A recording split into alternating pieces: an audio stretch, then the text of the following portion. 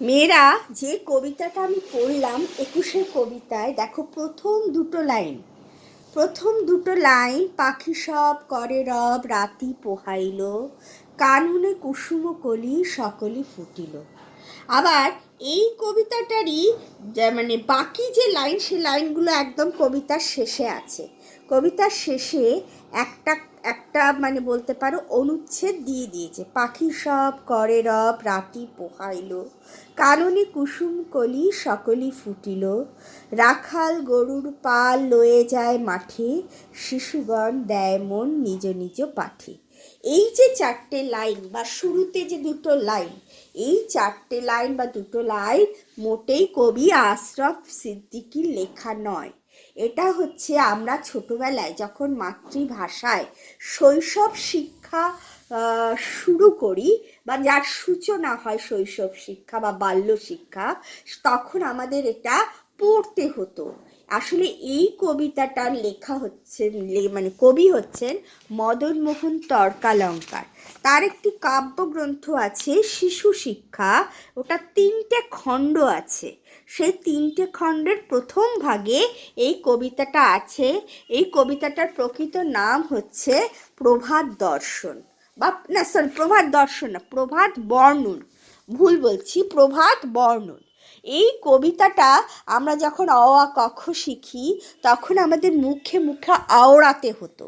আওড়ে আওড়ে এই যে ভাষার প্রতি, মাতৃভাষার প্রতি যে মানে কি বলবো, একটা আকর্ষণ, একটা ভালো লাগা, একটা অনুরাগ, সেটা কিন্তু এই কবিতাটা বারে বারে আওড়ে আওড়ে আমরা যখন বুঝতে পারি না, বা অবচেতন মনে যখন আমরা বাল্য শিক্ষা শুরু করি, যে শিশুটা সবেমাত্র মা বাবা এই শব্দগুলো শিখেছে, যে দেশের কথা জানে না, যে জন্মভূমির কথা তখনও তার উপলব্ধির মতো বয়স তখন হয়নি, তখন এই কবিতাটার মধ্যে দিয়ে আমরা জন্মভূমি, হ্যাঁ, নিজের দেশমাতৃকার কথা, নিজের ভাষার কথা, নিজের জননীর ভাষা, সেটাকে কিন্তু আমরা কি করি না, আয়ত্ত করবার চেষ্টা করি।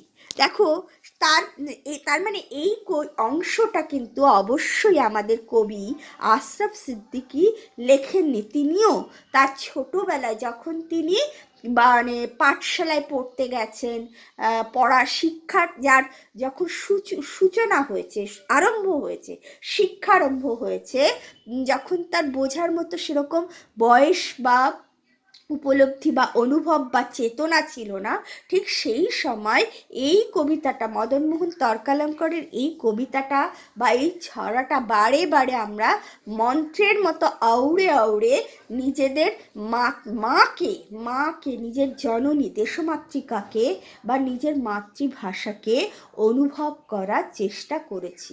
কোনো জিনিস কিন্তু খুব স্বাভাবিকভাবে মনের ভেতর তৈরি হয় না, তাকে তৈরি করতে হয়, তার জন্য একটা ক্ষেত্র প্রস্তুত করতে হয়। আসলে মদনমোহন তর্কালঙ্কারের কবিতা এই মাতৃভাষার প্রতি যে অনুরাগ, সেই অনুরাগের ক্ষেত্রটা কিন্তু তৈরি করে দিতেন ছোটদের মধ্যে।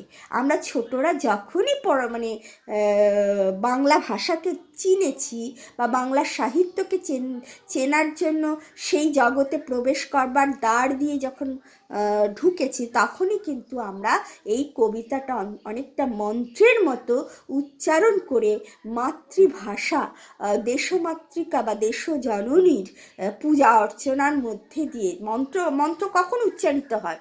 মন্ত্র তখনই উচ্চারিত হয় যখন আমরা দেবতার পূজায় নিজেদের নিয়োজিত করি, অর্থাৎ আরাধনা করি, অর্থাৎ অর্চনায় মেতে উঠি। তখনই আমরা মন্ত্র উচ্চারণ করে দেবতাকে সমস্ত কিছু, মন, সমস্ত দেহ, শরীর, নিজের চেতনা, নিজের বিবেক, নিজের বুদ্ধি, সব কিছুকে উৎসর্গ করি তার চরণে।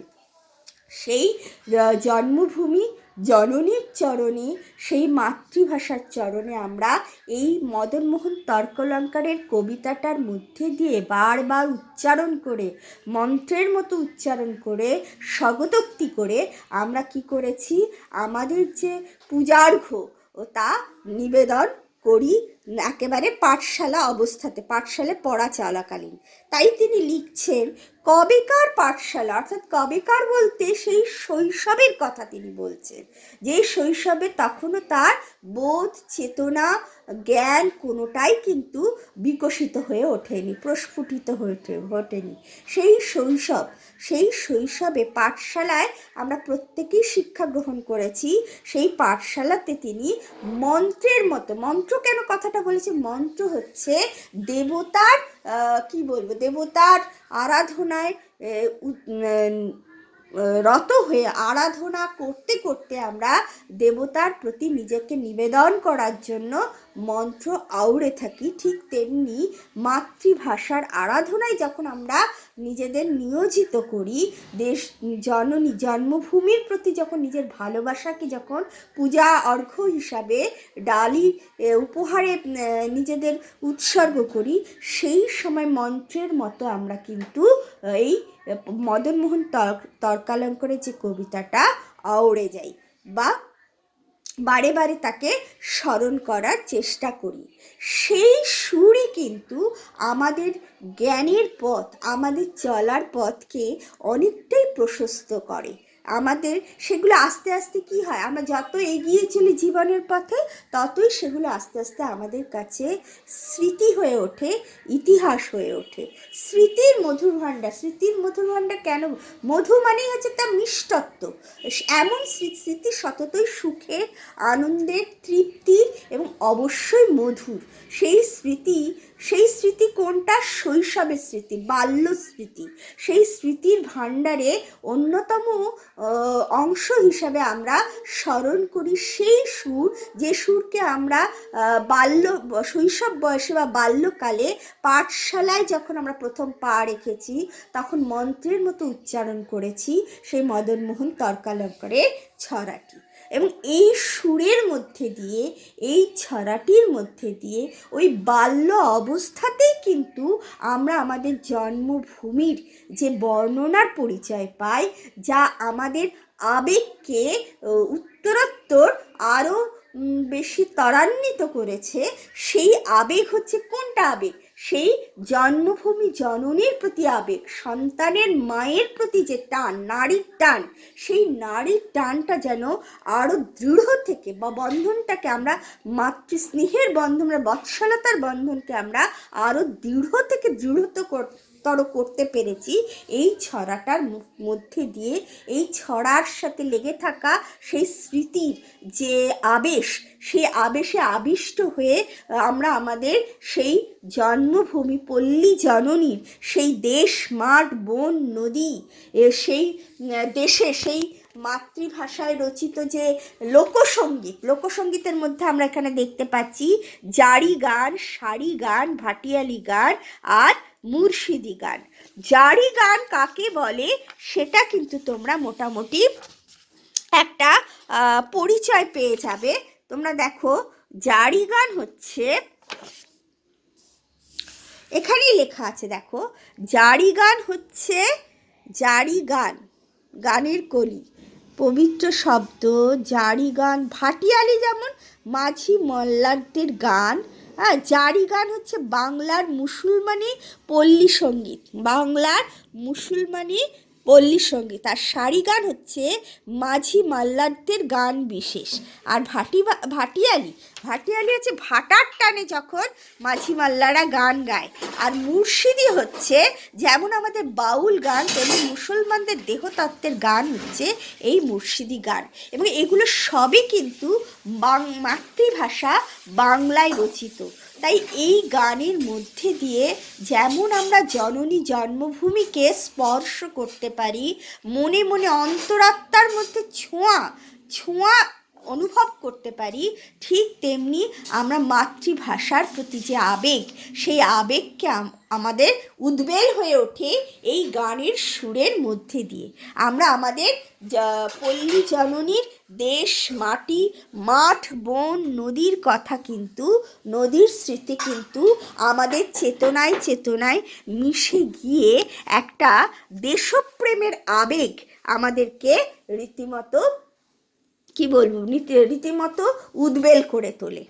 আরও কত সুরের সাথে মিশে আছে আমার মায়ের মুখ।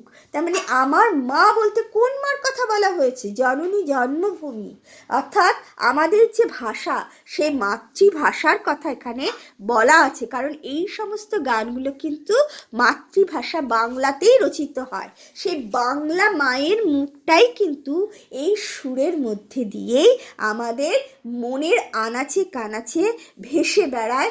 আমরা এই মায়ের যে স্নেহ কোমলতা, যে ভালোবাসা, যে বৎসলতা, যে আশ্রয়, পরম শান্তি খুঁজে পাই। আমার মায়ের গাওয়া কত না গানের কলি। গানের কলি মানে হচ্ছে গানের যে শব্দগুলো, কলি, সেই কলিগুলো আমরা মায়ের মুখ দিয়ে উচ্চারিত হয়ে মাতৃভাষায় মা যে গান আমাদের ছোট থেকে, ছোটবেলায় ঘুম পাড়ানি গানের মধ্যে দিয়ে আমাদের কানে প্রবেশ করিয়ে আমাদের হৃদয়কে একেবারে জীবন্ত, সজীব, প্রাণবন্ত ও করে তুলেছে, সেই গানের মধ্যে দিয়ে, সেই সুরের মধ্যে দিয়ে, সেই গানের দু কলির মধ্যে দিয়ে মায়ের স্পর্শ কিন্তু হৃদয়ে অনুভব করতে পারি।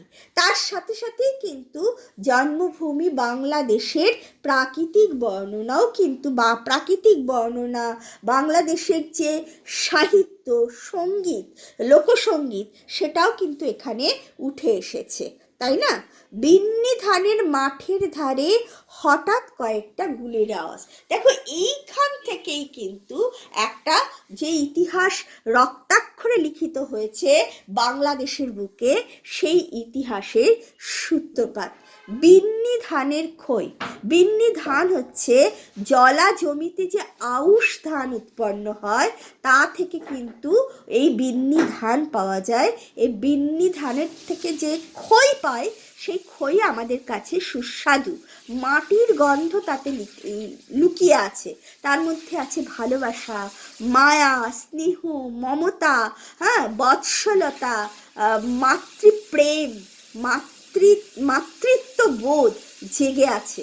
ঠিক সেই রকম একটা সুন্দর, সৌন্দর্যপূর্ণ, একটা মনোরম জন্মভূমি বা জননীর ওই রকম একটা ক্ষেত্রে কিন্তু আমরা কি শুনতে পাচ্ছি? একটা ভয়ঙ্করের প্রতিধ্বনি শুনতে পাচ্ছি, অর্থাৎ একটা গুলির আওয়াজ। গুলির আওয়াজ, তার মানে বুঝতে পারছো তোমরা, যখন বাংলা, আজকের বর্তমান বাংলাদেশেও তথা সেই সময়কার 1947 খ্রিস্টাব্দের পূর্ব পাকিস্তান, সেই সময়ে যে মাতৃভাষার জন্য ঢাকা ইউনিভার্সিটি বা মেডিকেল কলেজের ছাত্রছাত্রীরা, শিক্ষক শিক্ষিকারা এবং বাংলাদেশের মানুষ যখন মাতৃভাষা বাংলা বা জননী বাংলাকে প্রতিষ্ঠিত করবার জন্য যে আত্মত্যাগ করেছিল, সেই আত্মত্যাগের কথাই কিন্তু এখানে উঠে আসছে। অর্থাৎ তৎকালীন যুগের স্বৈরাচারী প্রশাসক গাজী, কি বলে, মুসলিম গাজী, কি বলে, খাজা নাজিমুদ্দিন, সেই শান্তিপূর্ণ মিছিলের ঐক্য বিনষ্ট করবার জন্য যে ধ্বংসাত্মক ক্রিয়াকলাপ করেছিল, তার বর্ণনা এখানে উঠে আসছে। সেই শান্তিপূর্ণ মিছিলে গুলি চালানো হয়েছিল এবং তাতে শহীদ হয়েছিল অনেকেই। সেই শহীদদের কথা আজকে আমাদের মনে পড়ছে। তাদের নাম হচ্ছে আব্দুল সালাম, রফিকুদ্দিন আহমেদ, সফিউর রহমান, আব্দুল বরকত, আব্দুল জব্বার। এরা কিন্তু মানে এমন ভাষার জন্য, মাতৃভাষার জন্য প্রাণ উৎসর্গ করা, এই রকম ঘটনা কিন্তু পৃথিবীর আর কোনো দেশে হয়নি। আমাদের বাংলাদেশেই হয়েছে।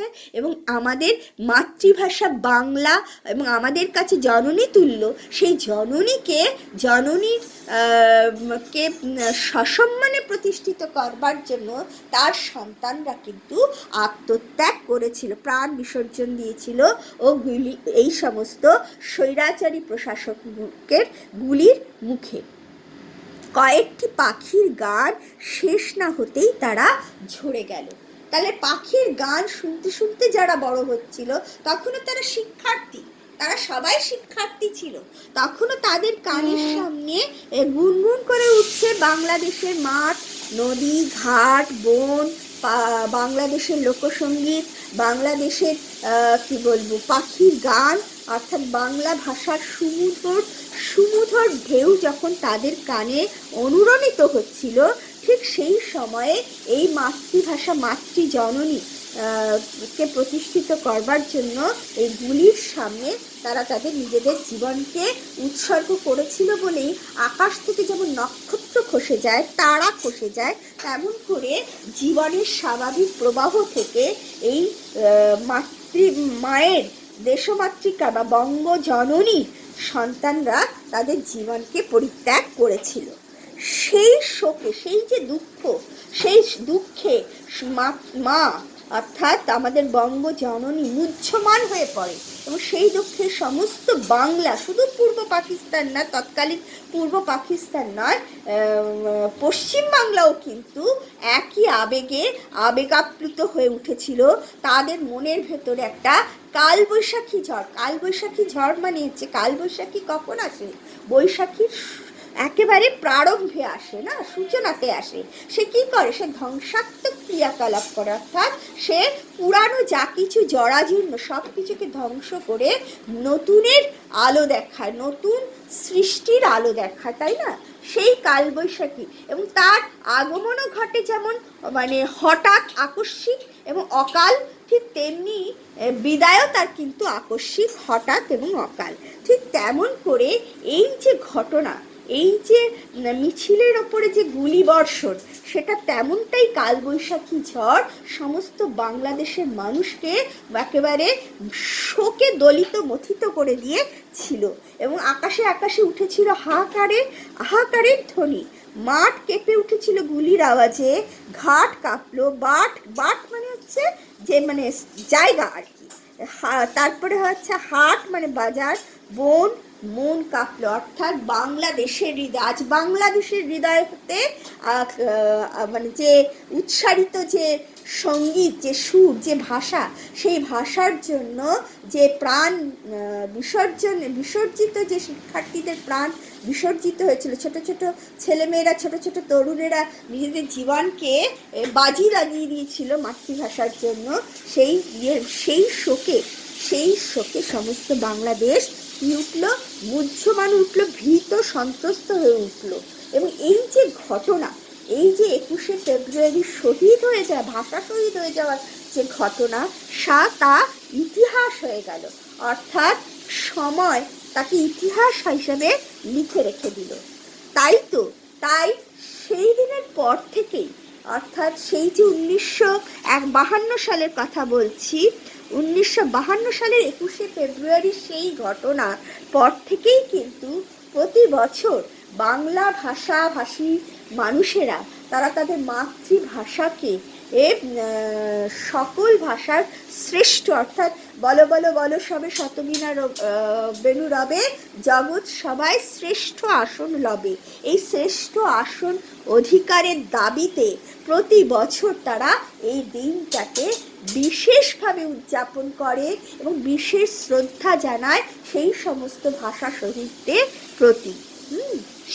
এবং প্রত্যেক বছরই বাংলাদেশের মানুষ, বাংলা ভাষাভাষীর মানুষ, শুধু বাংলাদেশ নয়, বর্তমানে বাংলাদেশ নয়, আমাদের পশ্চিমবাংলার লোক, আমাদের যাদের মাতৃভাষা বাঙালি, তারা প্রত্যেকে কিন্তু মিছিলে অংশগ্রহণ করি, শান্তি মিছিলে অংশগ্রহণ করি এবং ভাষা শহীদদের মতো বা ভাষা শহীদদের জন্য আমরা কী করি? শ্রদ্ধা জ্ঞাপন করি। তা সেই মিছিলের গানে, সাহিত্যে, অর্থাৎ মাতৃভাষার গানে, মাতৃভাষার সাহিত্যে, মাতৃভাষার উপন্যাসে, মাতৃভাষাকে এবং আমাদের লোকসঙ্গীতের মধ্যে দিয়ে সেই মিছিলকে আমরা কলরোলে পরিণত করি। আমাদের সেই আন্দোলন, ভাষা আন্দোলন যেন পাখির কলতান হয়ে সমস্ত দিগন্তকে মুখরিত করে তোলে। সেই ভাষা আন্দোলনের যে মিছিল, সেই মিছিলের মধ্যে আমাদের যে জননী, গর্ভধারিণী মাও, যেমন আমাদের জীবনধারণী মা ধারক ও বাহক হয়ে যেমন আমাদের পাশে এসে দাঁড়ায়, ঠিক তেমনি গর্ভধারিণী মাও কিন্তু এই মিছিলে এসে মিছিলের সম্মুখে নেতৃত্ব দিতে থাকে।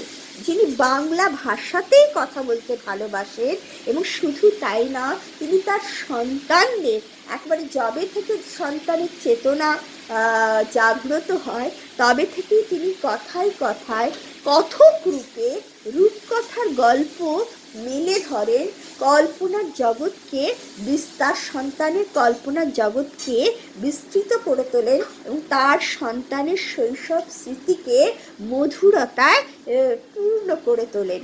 সেই ছড়ার ছন্দে তিনি কী করেন, মিষ্টি সুরের না বাংলাদেশের যে ছড়া, বাংলাদেশের যে যে লোকসঙ্গীত, তার যে সুর, তার যে মিষ্টত্ব, সেই মিষ্টত্ব তিনি সকল সন্তান, জননী তার সকল সন্তানদের মধ্যে কী করে দেন, ছড়িয়ে দেন, বিস্তার করে দেন।